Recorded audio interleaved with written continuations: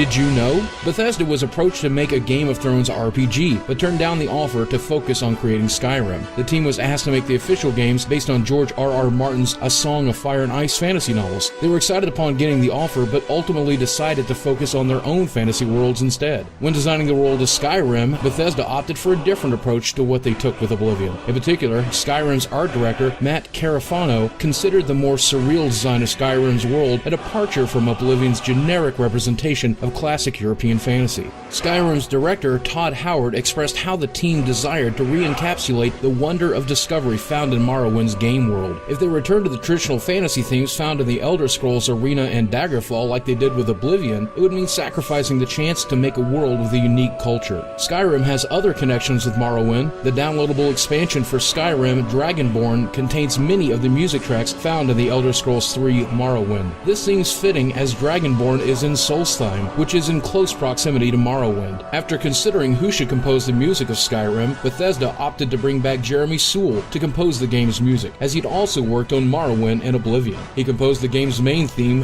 Dragonborn. Dragonborn was recorded with a choir of over 30 people singing in the game's dragon language. Todd Howard wanted the theme for Skyrim to be similar to the Elder Scrolls theme, but sung by a massive choir of barbarians. This became a reality when the idea was passed by Soule, who recorded the 30-man choir and layered the 3 separate recordings to create the effect of having 90 individual voices.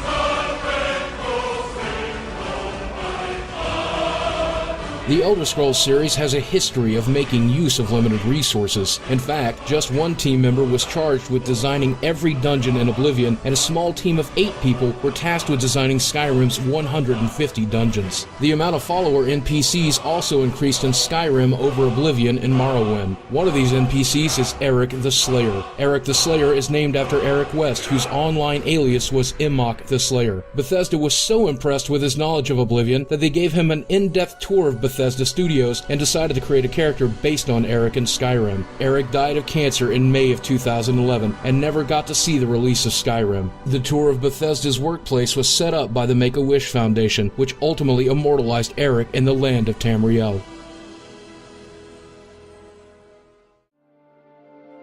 Skyrim is known for its large amount of pop culture and other video game references, but its more interesting Easter eggs are the ones involving other Elder Scroll games. One example of this is Sheogorath's dialogue in Skyrim. His dialogue may suggest that he's the hero of Kvatch, or, in other words, the main protagonist in Oblivion that became Sheogorath during the events of the Shivering Isles expansion. This idea is suggested by Sheogorath himself, first with his mention of having been at the Oblivion Crisis for that whole sordid affair. He also mentions butterflies, blood, a fox, a severed head, and cheese. The subtitles also show that there's a capital F in Fox, as if it's in reference to a name. These mentions are likely nods to the butterfly intro sequence in Shivering Isles, the Blood of the Daedra Divine's main quest, the leader of the Cyrodiil Thieves Guild, the Grey Fox, and the severed head of Matthew Bellamont's mother. The mention of cheese may be in reference to Sheogorath's Daedric Shrine quest in Border Watch. In Skyrim's Dragonborn DLC, you can come across a wizard that casts a spell attempting to fly like a dragon, but winds up ultimately falling to his death. This is a reference to a Bosmer enchanter in Morrowind called Teriel.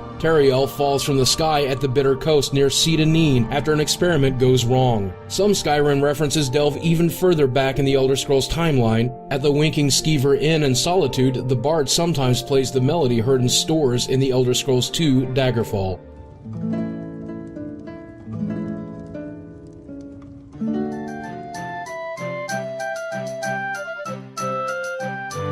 Skyrim also has some fairly interesting cut content. One piece of unseen content in the game is an arena called the Windhelm Pit. The area can be viewed by entering the console commands COC Windhelm Pit Entrance and COC Windhelm Pit Exterior. Entering the Windhelm Pit spawns some Argonians, Nords, Dark Elves, and Imperial non-playable characters. They're all labeled Pit fans and are supposed to be spectators for the fights. It's believed that this Windhelm Pit was going to be similar to the arena in Oblivion, and that you would face off against animals and bandits. Dialogue attached to the pit suggests that you have been jailed there and forced to fight a bandit being targeted by the Dark Brotherhood, Elaine Dufont. This was changed before the game's release, instead having you face off against Dufont in a Dwemer ruin. There's also pit guards who are fully voiced, but they can't be viewed during normal gameplay. The game has other hidden spoken dialogue. If you use the set trace command to change a character into a child, it makes it possible to kill them. What's interesting is that children's deaths have voice audio attached. Additionally, if you use mods that allow you to kill the child character Braith, Lars Battleborn will approach you in Whiterun and thank you for killing her. His lines are fully voiced, suggesting you were originally going to be able to kill children in the game. The fact that these lines were also voiced suggests that this was likely cut later into the game's development. Something that seems to have been abandoned much earlier in development was using Charis as mounts for Falmer riders. This idea can be seen in pre-production art by Bethesda concept artist Adam Adamovich. Adamovich sadly passed away due to complications of lung cancer in February 2012. He never got to see the final version of the world he helped craft.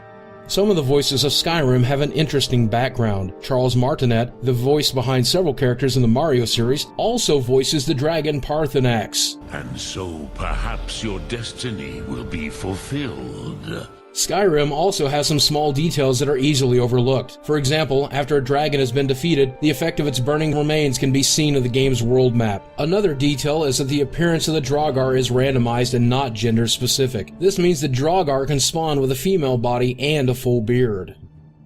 Well, that's it for today, but don't forget to subscribe to Did You Know Gaming and follow Did You Know Gaming on Facebook and Twitter. Make sure you also check out didyouknowgaming.com, and if you like this video, please check out our other videos. What's up, ladies and gentlemen of YouTube? Boogie2988 coming at you live once again through the power of the internet, or maybe you know me a little bit better as my character Francis, the Fat Angry Gamer. I just wanted to say thank you very much for letting me teach you a little bit of one of my all-time favorite games, Skyrim. And if you enjoyed this video, please come check me out at youtube.com/Boogie2988. Me and Francis love games almost as much as you do.